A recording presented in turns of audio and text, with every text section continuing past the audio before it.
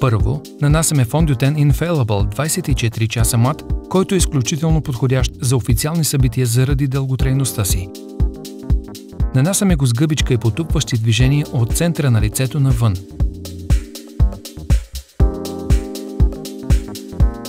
С четка нанасяме фондютена върху деколтето и клепачите и леко минаваме и зад ушите.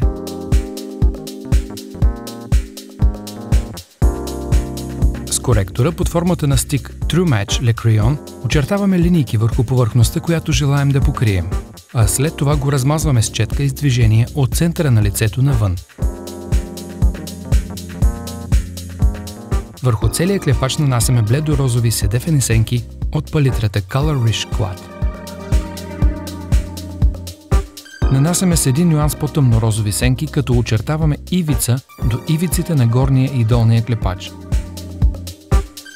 С най-тъмния нюанс от палитрата очертаваме ивица до горната ивица на клепача, като оформяме елепсовиден свод, арка и след това нежно блендираме нанесените сенки, за да стане цвета по-равномерен.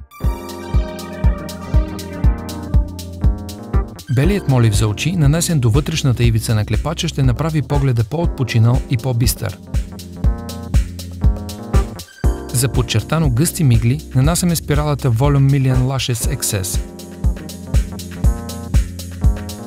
А след това с очната линия Superstar очертаваме линия непосредствено до ивицата на клепача. Ще оформим веждите с помощта на комплекта за вежди Brow Artist Genius Kit. Първо ще нанесем восъчната част, за да получим желаната форма на веждите, а след това ще ги отцветим с подходящите сенки.